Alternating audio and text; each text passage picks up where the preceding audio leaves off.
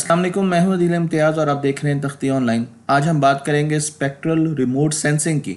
इसकी शुरुआत करेंगे हम एक कहानी से, और कहानी शुरू होती है कुछ यूं कि कुछ अरसे पहले मैं घर पर एक कैमरा लेकर आया। उस कैमरे से जब मैंने तस्वीरें खींचना शुरू की तो मुझे हैरानी हुई, क्योंकि उस कैमरे से तस्वीरें कुछ अजीब रंगों के साथ आ रही थी। अगर हम विजिबल लाइट में एक फूल को देखें तो हमें इस तरीके से नज़र आएगा, लेकिन जब उस फूल की मैंने तस्वीर ली तो मुझे कुछ और रंग नज़र आने शुरू हो गए। मैं हैरान रह गया। फिर मैंने और फूलों की तस्वीरें ली, लेकिन हर फूल की तस्वीर बहुत मुख्तलिफ आ रही थी। मैं तस्वीरें लेता गया और देखता गया, और मुझे नए नए रंग, नई नई चीज़ें नज़र आ रही थी, लेकिन ये वो चीज़ें नहीं थी जो रोशनी में नज़र आती। मैंने इंसानों की तस्वीरें लेनी शुरू की। आप देख सकते हैं कि राइट साइड पर आपको इस तस्वीर में सनबर्न्स यानी धूप से जो हमारी जल्द जलती है उसके निशान नज़र आ रहे हैं, जबकि हम जब रोशनी में देखते हैं तो हमें ये सनबर्न्स बहुत हल्के नज़र आते हैं। इसी तरीके से आप मुख्तलिफ किस्म के और स्किन डैमेजेस को देख सकते हैं इस कैमरे के ज़रिए, लेकिन आम कैमरे के साथ ये चीज़ें मुझे नज़र नहीं आती थी। मैंने इस कैमरे को गौर से देखना शुरू किया तो मुझे पता चला कि ये कैमरा अल्ट्रा वायलेट कैमरा है, और उसका मतलब ये है ये विजिबल लाइट में ऑपरेट नहीं करता बल्कि अल्ट्रा वायलेट में ऑपरेट करता है।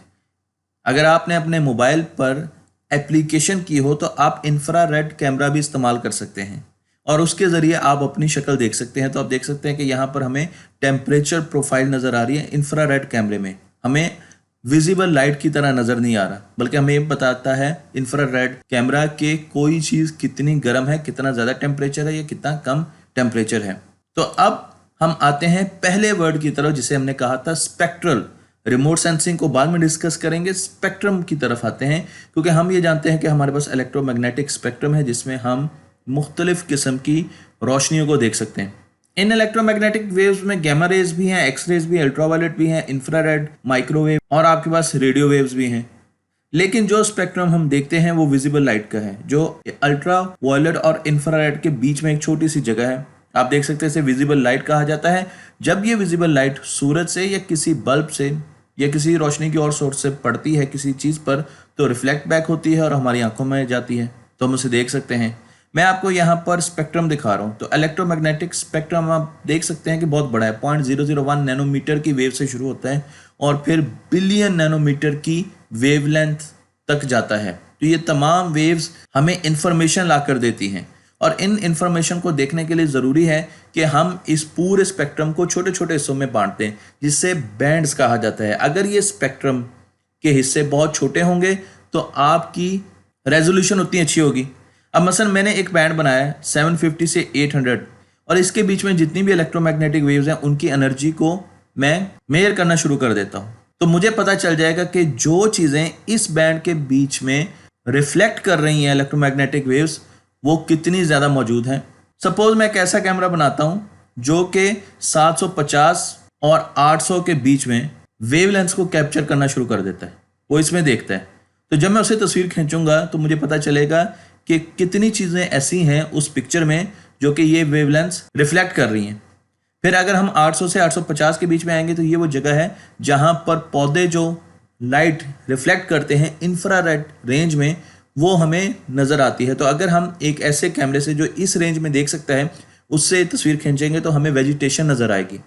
फिर इसी तरीके से इन बैंड्स को अगर मैं और छोटा कर दूं तो मेरी रेजोल्यूशन बहुत ज़्यादा हो जाएगी, और वो कैमरे जो इन स्पेशल किस्म के वेव्स को देख सकते हैं जो विजिबल लाइट में नहीं होती और स्पेक्ट्रम में होती हैं उनको स्पेक्ट्रोमीटर्स कहा जाता है।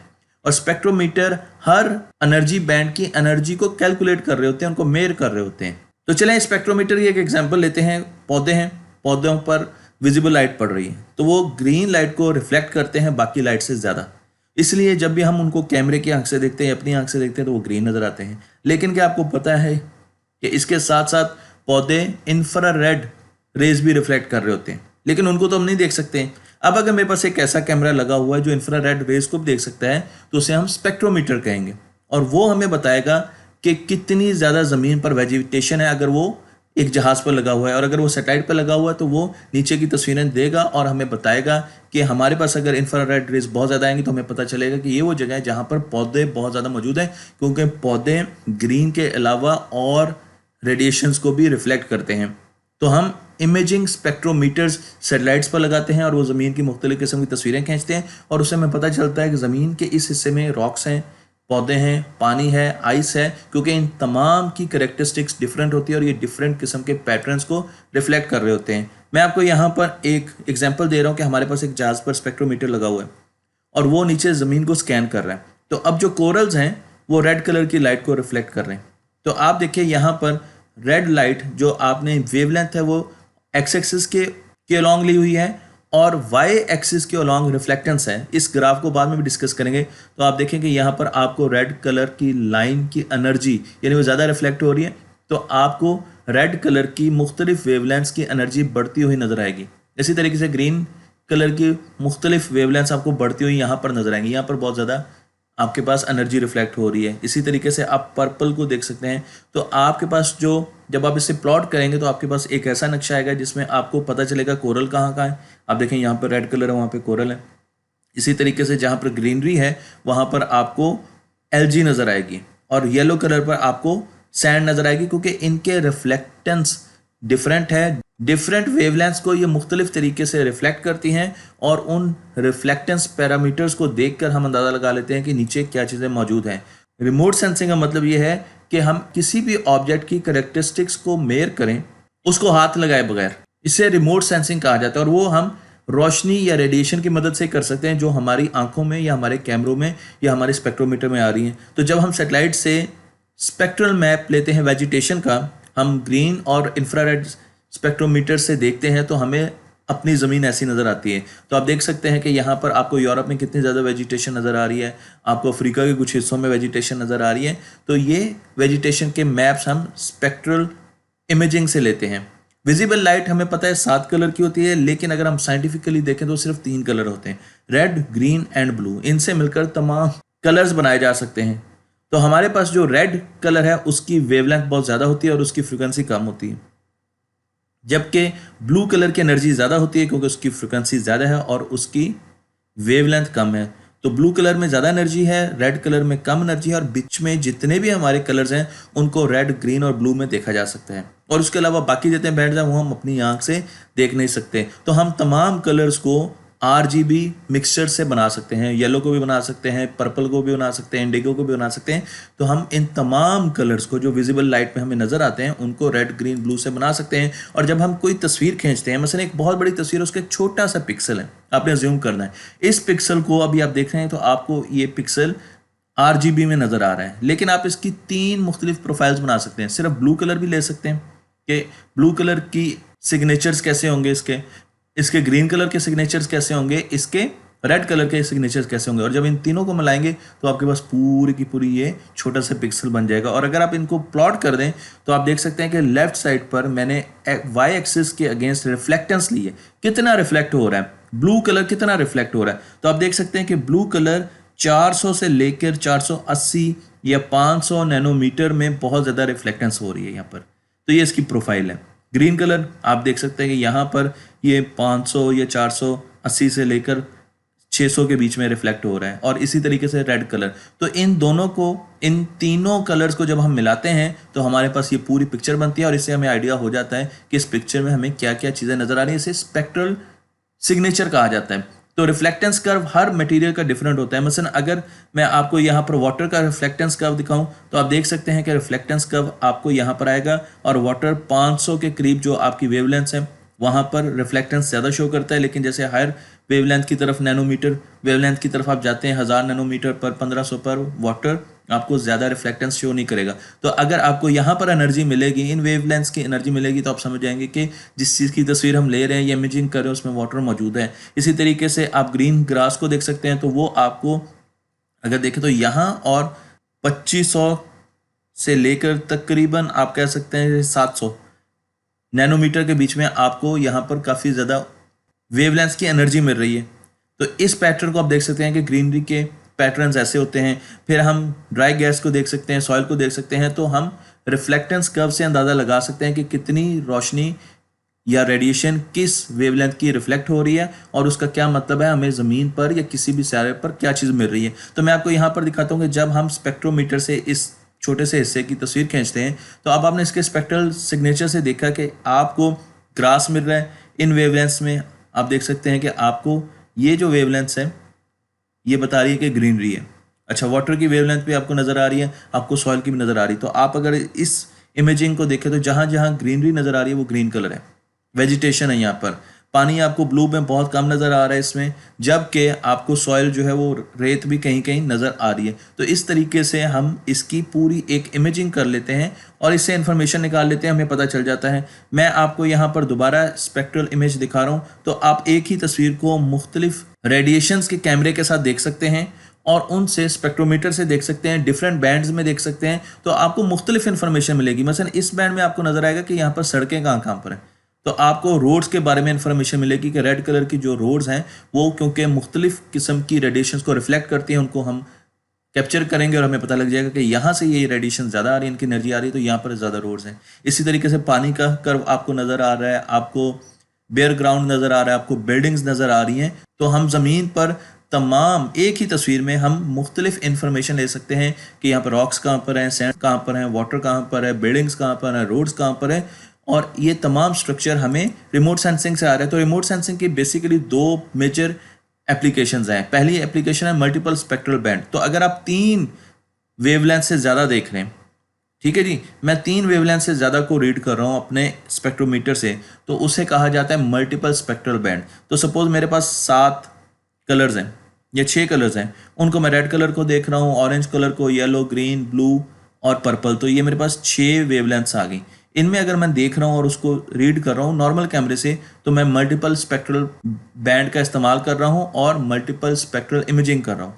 लेकिन अगर मैं उससे ज़्यादा डिटेल में जानना चाहता हूँ, मैं बहुत ज़्यादा वेवलेंथ्स को देखना चाहता हूँ, मैं इंफ्रारेड में भी देखना चाहता हूँ, मैं यूवी में भी देखना चाहता हूँ, मैं विजिबल लाइट में भी देखना चाहता हूँ, तो ये एक कॉन्टिन्यूस, अगर मैं एक बैंड ले लूँ और उसमें हर वेवलेंथ को देखना शुरू कर दूँ कि इसकी कितनी रिफ्लेक्टेंस मिल रही है, इसकी कितनी रिफ्लेक्टेंस मिल रही है, इसकी कितनी रिफ्लेक्टेंस मिल रही है, तो अब मेरे पास बहुत ज़्यादा रेजोल्यूशन का इमेज आएगा और इसे कहा जाता है हाइपर स्पेक्ट्रल बैंड। तो हम अभी मल्टीपल बैंड की तरफ आते हैं। तो यहाँ पर मैं देखें λ0, λ1, ये मुख्तलिफ वेवलेंथ्स हैं, तो मैं इन वेवलेंथ्स में इंटरेस्टेड हूँ और इन वेवलेंथ्स में मैं देखना चाहता हूँ और मैं इमेजिंग कर रहा हूँ। तो मेरे पास इंफॉर्मेशन आ जाएगी, ये वेवलेंथ पूरे इलेक्ट्रोमैग्नेटिक रेडिएशन पर, पूरे इलेक्ट्रोमैग्नेटिक स्पेक्ट्रम पर फैली हो सकती हैं।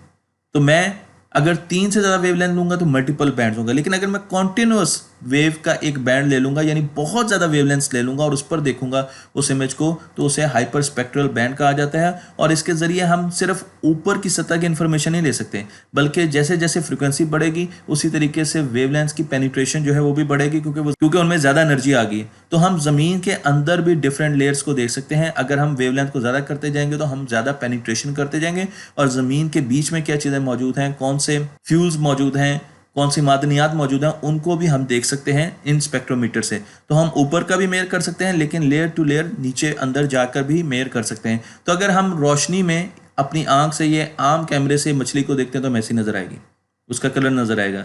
लेकिन अगर हम हाइपर स्पेक्ट्रम में उसको देखेंगे तो हमें उसमें मुख्तलिफ किस्म की और इन्फॉर्मेशन मिलेगी और हमें पता चलेगा कि उसका पूरा स्पेक्ट्रल सिग्नेचर क्या है और उसमें कितना पानी है, उसकी स्किन कैसी है, क्या वो अभी सेहतमंद है, खाने के लिए ठीक है या वो खाने के लिए ठीक नहीं है।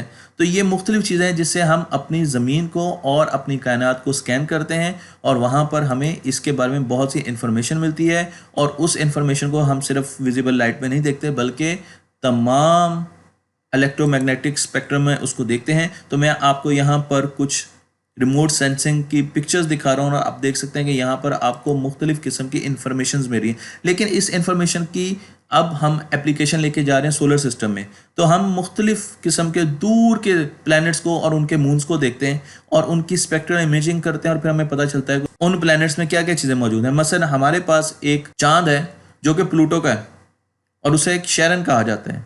तो जब हम उसकी स्पेक्ट्रल इमेजिंग करते हैं तो हमें 1.4 से लेकर 1.7 वेवलेंथ जो माइक्रोन्स में है, अगर हम प्योर आइस की इमेजिंग करें ज़मीन पर तो यहाँ पर हमें इस वेवलेंथ में एनर्जी मिलती है।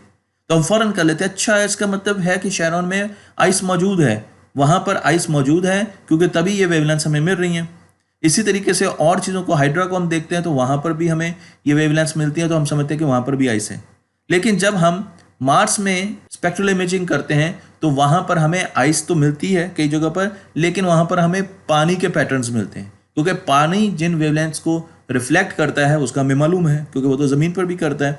तो हम जैसे ही उन वेवलेंथ्स को देखते हैं तो हम समझ जाते हैं कि वहाँ पर पानी मौजूद है, और फिर हम उसका पूरा एक ग्राफ बना देते हैं। तो मैं यहाँ पर आपको वाटर मैप दिखा रहा हूँ मार्स का, जो कि स्पेक्ट्रल इमेजिंग से लिया गया है। जब हम चांद को देखते हैं तो वहाँ पर भी हमें बहुत सी ऐसी इन्फॉर्मेशन मिलती है कि वहाँ पर कौन कौन सी चीज़ें मौजूद हो सकती हैं और उनका स्पेक्ट्रल इमेज लिया जा सकता है। तो स्पेक्ट्रल इमेजिंग से सिर्फ हम ज़मीन को ही मैप नहीं कर रहे, उसकी इन्फॉर्मेशन नहीं ले रहे, हम दूर दराज के प्लैनेट्स को भी स्पेक्ट्रल इमेजिंग उसकी कर रहे हैं। और मैं आपको ये बता दूं कि स्पेक्ट्रल इमेजिंग के ज़रिए हम कार्बन डाइऑक्साइड, ऑक्सीजन, एटमॉस्फेयर में मौजूद गैसेस के बारे में भी इंफॉर्मेशन ले लेते हैं। और हम जब एक्सो प्लैनेट्स को देखते हैं, हम दूर दराज के प्लैनेट्स को देखते हैं, तो उनकी एटमॉस्फेयर के प्रोफाइल्स भी हम रीड कर लेते हैं और हमें पता चल जाता है कि वहाँ पर मीथेन है, वहाँ पर कौन कौन सी गैसेस हैं, वहाँ पर ऑक्सीजन कितनी है, और उसके ज़रिए हम उन पर ज़िंदगी के चांसेस को रीड करते हैं। इमेजिंग से हम एवेपोरेशन, गैसेस, टेम्परेचर, मादनियात, लैंड, उसका टेरेन, उसमें कितने जंगलात हैं, वेदर, ये तमाम इंफॉर्मेशन है जो इससे हासिल की जाती है। और उसके लिए हम स्पेक्ट्रोमीटर्स का इस्तेमाल करते हैं, जो सर्टेन बैंड में गौर से चीज़ों को देखते हैं और हर आने वाली रेडिएशन को कैप्चर करते हैं और उसको पढ़ने की कोशिश करते हैं उस बैंड में। तो जितना छोटा बैंड होगा उतनी रेजोल्यूशन ज़्यादा होगी, और जितना बड़ा बैंड होगा उतनी कम इंफॉर्मेशन मिलेगी, क्योंकि उसकी रेजोल्यूशन कम होगी। मुझे उम्मीद है कि स्पेक्ट्रल इमेजिंग और रिमोट स्पेक्ट्रल सेंसिंग आपको समझ आ चुकी होगी। ये वीडियो एक स्टूडेंट के कहने पर बनाई गई है।